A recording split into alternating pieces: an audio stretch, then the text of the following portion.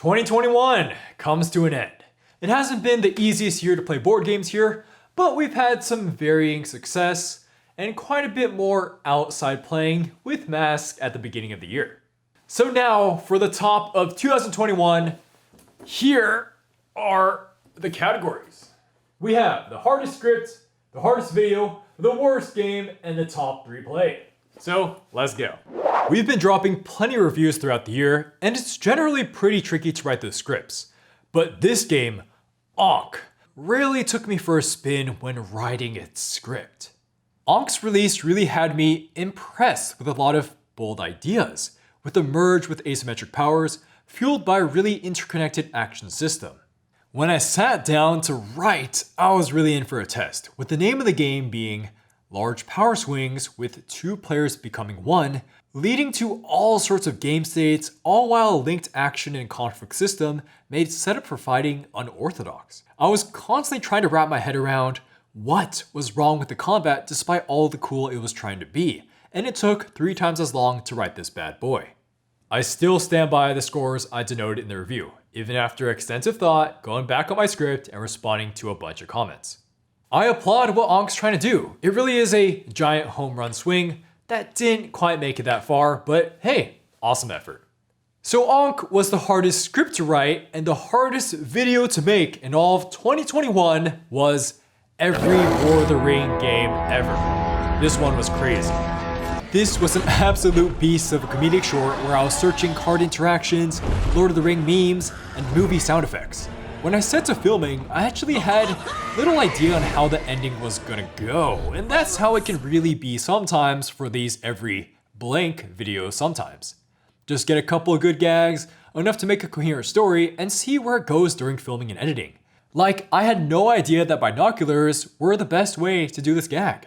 I ended up finding that golden ending of the Frodo and Sam whispering while on vacation during a random morning edit.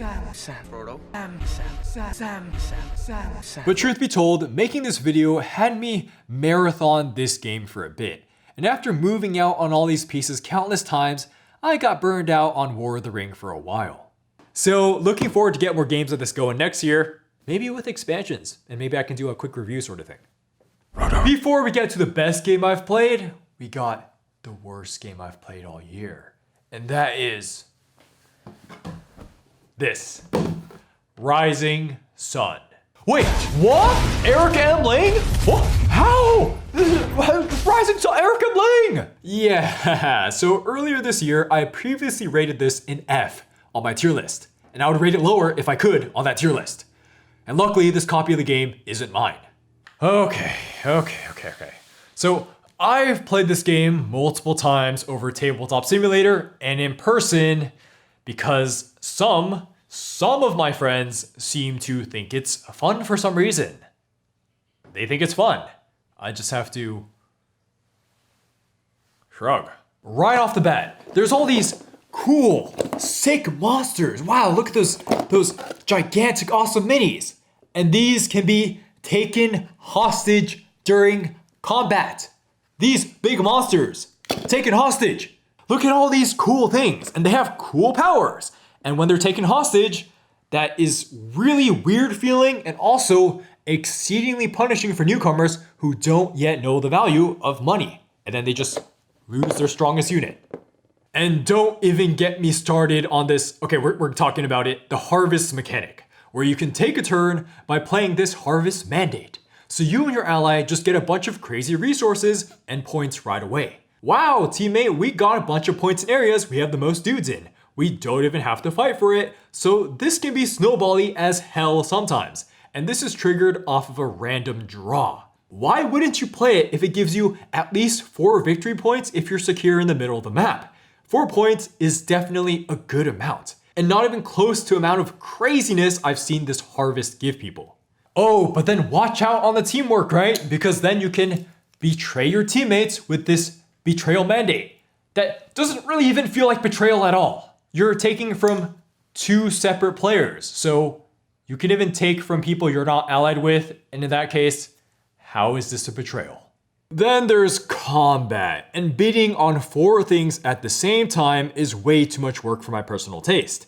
You need to bid successfully to get any sort of advantage, even to make sure your opponents don't seppuku themselves before combat even starts and cause that complete buzzkill, as now they're all dead.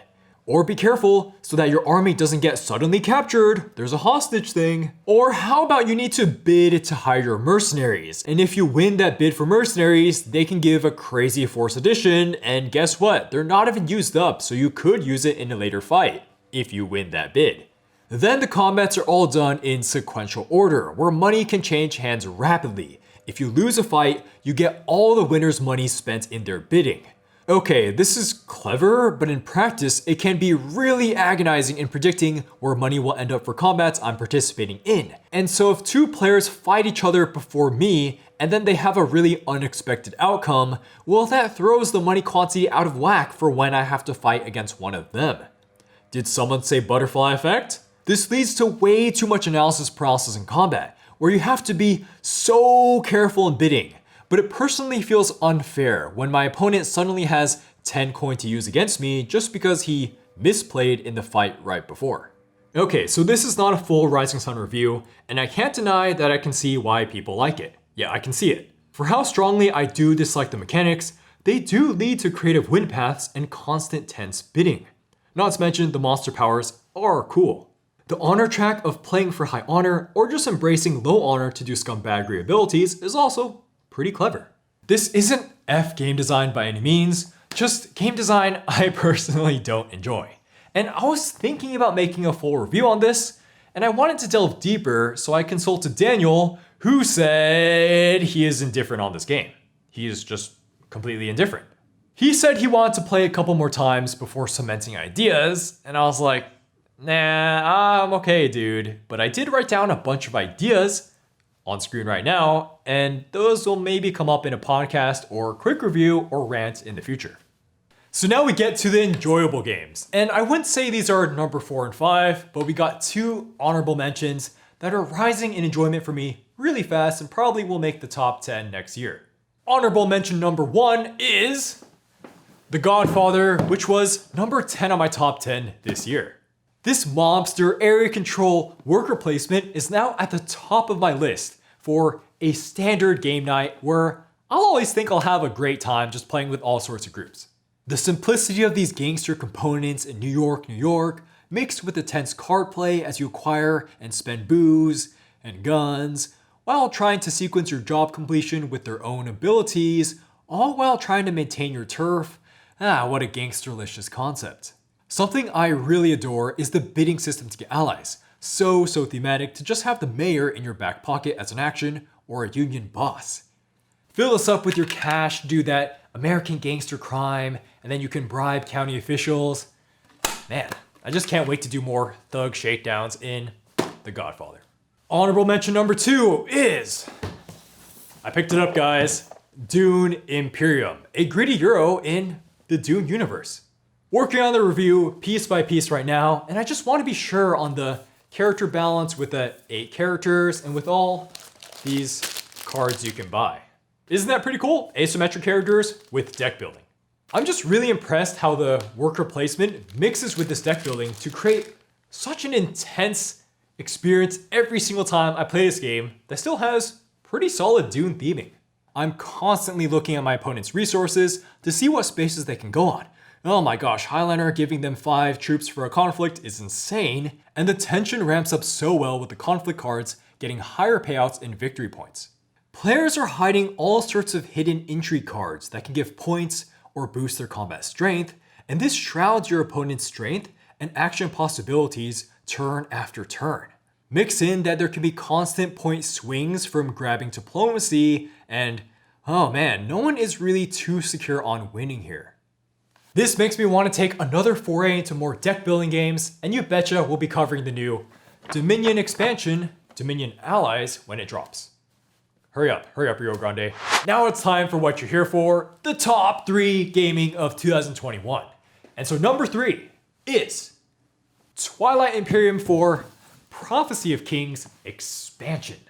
Now, okay, this is a little tricky because due to conditions in 2021, we've only gotten TI4, this guy to the table with this big boy expansion. So yeah, I guess we have to thank Pandemic for that, right? Thanks, Pandemic. Thanks. And because this expansion is already pretty big, adding it on to what I still believe is to be my favorite game, I still think I like the base version of my favorite game more, slightly more. This expansion experience still makes the list because Prophecy of Kings is undeniably epic with its incredible decision making, massive scale, and even cooler alien abilities. The nail in the coffin for this expansion solidifying its hype was when Mechanto Rex was completely relocated to a corner of the map. Ho ho ho ho, man, this game is longer and intense and makes my brain go slightly haywire with the leaders, technologies, political leveraging, and maybe that won't be as overwhelming with the second play, or even with a room with more light.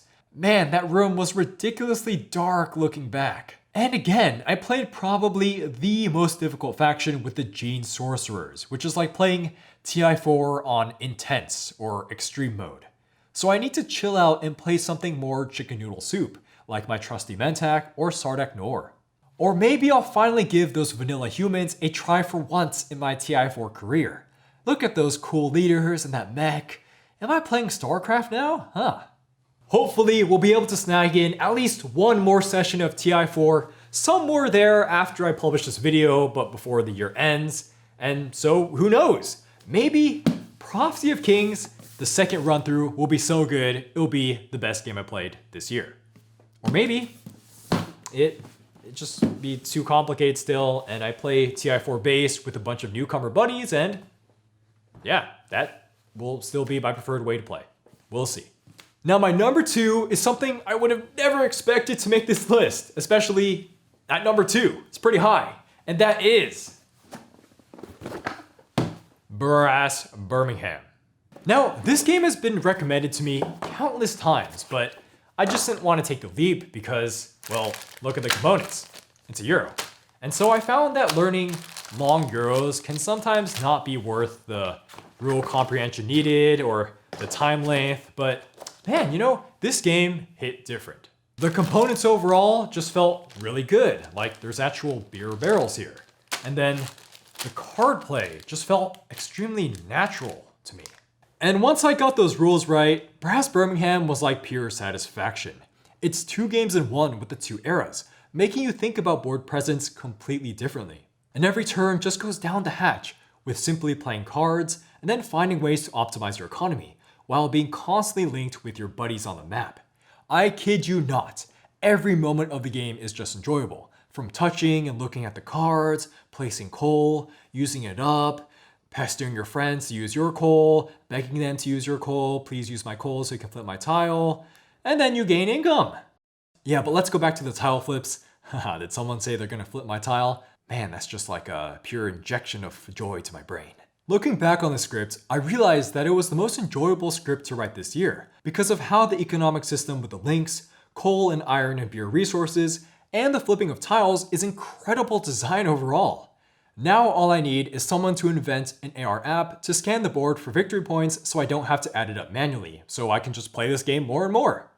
I'm still a little puzzled myself that a game with this many rules, not that much fighting, and no asymmetry at all is still so enjoyable to play. So we'll see. Maybe it does drop later on in a couple years or for next year's list.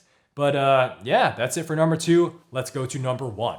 So now, the number 1 on this list is a game I've been getting so many messages about. And they're asking me about the game, seeing what's the best way to play it, where to start. And this game is an oldie, bit of oldie. It is, ready? Okay, it is Kevin Wilson's Sid Meier's A Civilization, the board game. Oh, with the expansions. Let me get the expansions. Here we go. So we got Kevin Wilson, Sid Meier's Civilization with the expansion Wisdom Warfare and Fame and Fortune. Oh, what a mouthful, but what a game this is. What a game. The more I play, and the more I think, and the more I play, and the more I dwell, the more convinced I am of this genius design. It is a true 4X with exploration, military potential, technology, economic leveraging, cultural elements, but it actually doesn't take that long once you get it down. And it's consistently tense all the way through, There's countless important decisions, like where you build your cities early, or what early techs you want to research, that will matter so much in the mid game or late game if your game even goes to that. Yeah, see, people are threatening wins in this game through the 4 ways. You got the military, kill someone's capital as you move your army in, you win the game. Or you research space flight, you win the game. Or you're so cultured, you have a cultural victory. And the last one is that you have the most coin, that's an economic victory. And the economic and military victories can actually happen pretty early in the game if you're not careful, meaning people can blitz wins within a couple hours. It's pretty cool. This game goes so fast and it keeps me so energized, even when I lose basically every time, because I can clearly identify where I went wrong with my faction, or how building a city a couple spaces away from my Russian opponent was the better play in this matchup so they don't steal my tech. It has this golden mix of economic progression with your city literally expanding, and your technology getting more complicated, but you have this constant threat of anyone's military victory, as units have this back and forth dynamic of just walking around on the map. I move my army a little bit, you move yours, and then I leverage the first player movement to move there, but then you react to that. Oh man, it's kind of like chess, but in a huge scale, with lots of crazy special abilities. Then of course, there's arms races as you upgrade your units from archers to tanks to planes. I've spent hours and hours just talking to buddies about all the different strengths and weaknesses of the factions and different openings and different ways to get your victory conditions. And sure, the factions certainly aren't balanced, but they have so much flavor too, like using the Aztecs or the Egyptians to build wonders like the United Nations. It's just so much cool flavor, and the game's not even that long. I know this one's a little hard to get nowadays, but just want to share with you guys. It is my #1 gaming of this year. So yeah, these games right here, that is definitely some of the best gaming we've done in 2021. Would love to hear what games you have planned for the holidays or what games you have played this year that are just so awesome. Anyways, see you guys next time. Oh, now we got patrons. And then we got our patrons. Happy holidays to our patrons. We got Manuel G, Brian C, Clifford H, Aaron W, Max P, Board, Jeremy M, C, Charlie P, Quinton S, Travis, Travis R, Alvin Y, Vom K, Ryan D, Jeff L, Matt G, Pierre Z, Spencer 1, Ryan J, Brad G, Tiamo Pierre, Mark A, James M, Evan B, Charles B Jr., Josh J, Basketball, Rado, Sophie, Ryan Z, Colin Allen, Hudson T, Pearson B, Omar F, MY, Ethan B, Bradley J, John C, Galvin V, Zerg S, SS Co, Alex L, Rob R, 722, Dave F, Josh R, Pat, Cyril C, Il Wayne, Kyle M, Amir H on right left spin, and Keanu. We also got 2 Mad Lads cardboard. We got ZL and Jeff L. We got that guy right there. We also got our Mad Lady cardboard. We got Amy. Yep, remember to like, comment, subscribe, all that good stuff. 2021, here's to awesome 2022. See you guys soon. Later.